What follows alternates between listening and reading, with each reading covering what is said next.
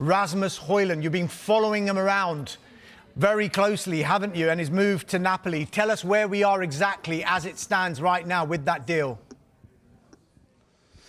Rasmus Højlund is in Napoli now, so he had medicals this morning in Roma because Napoli has always and usually his medicals players in Roma, and now the clubs and the agents of the player are finalizing all the terms of his contract, because there is an exit clause of, I think, 85 million euro too. So there are legal questions, legal issues to solve, but I think everything will be done in these next hours. Antonio Conte wanted him a lot. Antonio Conte wanted Hojlund after Lukaku was injured, and you know that Antonio Conte, after he won the title last year, now he has big power in Naples, and when Antonio Conte wants a player, the chairman Aurelio De Laurentiis try to satisfy him. Gianluca, it's Mark in the studio with Darmesh. Ciao to you as well. Rasmus Højlund is yet another player going from the Premier League to Napoli. What is it about these Premier League players that Antonio Conte loves so much? Antonio Conte loves Premier League players because he was in Premier League, so he knows that the intensity, of the players, the rhythm of the players of Premier League are perfect for his style. So McTominay was a perfect top player last year, and Kevin De Bruyne now is starting to adapt to Italian style. So I think that Antonio Conte knows that, and Napoli too, that after McTominay, every Premier League player is perfect for Napoli now. Buonasera, Gianluca. Asmir here. I hope you're enjoying Culture Mercato. Buonasera. I wanted to ask you, tell me about my old club, AC Milan. What are they doing in the last few hours of the window? AC Milan is waiting for an answer from Liverpool for Gomez. Probably you will know the answer before than me, but the player said, okay, we can talk. But I think two hours ago, Gomez entered in the pitch after Konate was a bit injured. So I don't know if something will change after this coming in the pitch of Gomez. But the two clubs are talking. So Gomez is the first choice of AC Milan in defense, but the breaking news here in Italy for AC Milan is Adrien Rabiot to AC Milan. The parts are really close, and I think they will complete the deal in the few hours. Now Olympique Marseille will play his match, but after the match, I think the two clubs will complete this agreement for 10 million euro. Rabiot will join again Massimiliano Allegri, because Massimiliano Allegri, as a Milan coach, was the coach of Adrien Rabiot in Juventus.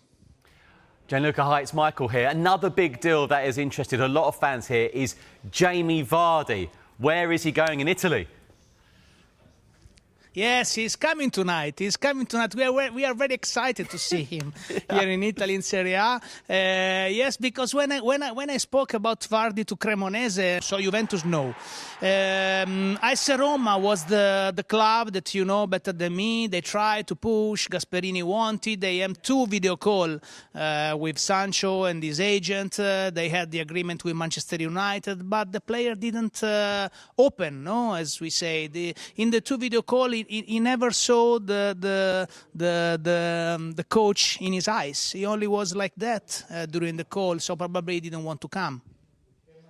Gianluca, before I let you go, we always like talking to you about how much money the Premier League have spent compared to Serie A. I know you enjoy this. It's nearly £3 billion. That's even more in euros that the Premier League have spent so far in this transfer window. What is the feeling in Italy about how much clubs in England can spend compared to Italy and the rest of Europe? And is it a surprise? the feeling is that there is too much difference from me and you, because we only can get now players that are not so young, no, like Modric, like Kevin De Bruyne, like Jamie Vardy, like Raul Albiol, like players like that. It's difficult for us to compete. For example, Leoni, the younger defender that Liverpool bought from Parma. Here in Italy, AC Milan wanted him, Inter Milan wanted him, Juventus wanted him. Arrived Liverpool, 35 million. Okay, done. So you are too strong, and it's difficult for us to compete. I think the job will be very, very difficult in the next years, and very long to try to compete with you. But in the field, we'll try in the pitch to do better. Very much so. Gianluca, thank you so much for your time, and please do enjoy deadline day. Rio Ferdinand raises doubts over Man United's move for €17 million star and warns the potential new signing could cause problems for Ruben Amorim's side. Rio Ferdinand has questioned whether Manchester United target Sen Lammens has the experience required to solve his former side's goalkeeping troubles. The Red Devils find themselves 16th in the Premier League table after failing to win either of their opening 2 fixtures.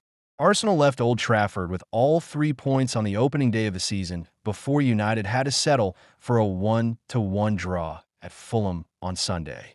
Ruben Amorim's side have nevertheless showed slight signs of improvement on last season, with his favored back 3 of Lenny Yoro, Matthijs de Ligt, and Luke Shaw forming a promising partnership, and new recruits Matheus Cunha and Brian Buemo providing a spark up front. But the Red Devils' clear Achilles heel so far this term has been in goal, with Amorim opting for Altay Bayındır in place of last season's regular Andre Onana, who is seemingly surplus to requirements. The Turkish international has struggled to impress despite his manager's very public backing of him. Flapping under crosses and appearing less than confident with the ball at his feet, Rio Ferdinand has questioned whether Man United target Sen Lammens is experienced enough to be the number 1 at Old Trafford. The Belgian goalkeeper looks set to leave Royal Antwerp for the Red Devils in a deal worth €17 million.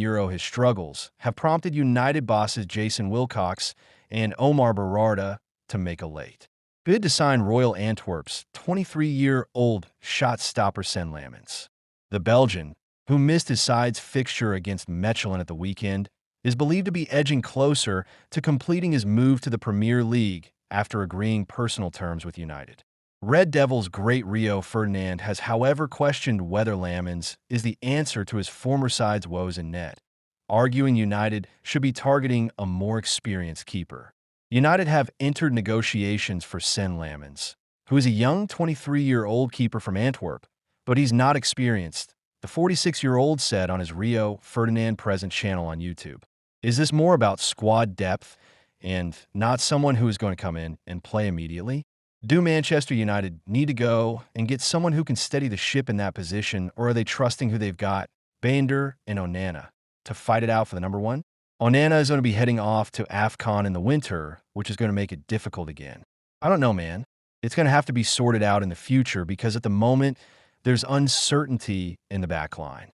As a defender, I know that uncertainty behind me creates panic, and if you're going to be successful and consistent, you can't have that.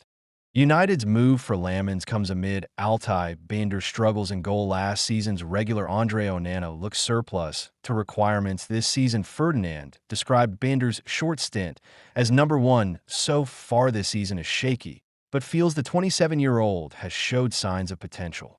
Onana hasn't found consistency yet, and his replacement looks shaky from set pieces, he argued. I think Bayındır has got potential, but at the moment he looks quite nervous, especially when the ball is put in under that crossbar. And at the weekend, there was a mistake for a goal. At set pieces, we look vulnerable. I came to the club when Fabian Barthez was there. But before that, Peter Schmeichel was there. Barthez was a World Cup winner and still didn't look comfortable, so it's a hard role.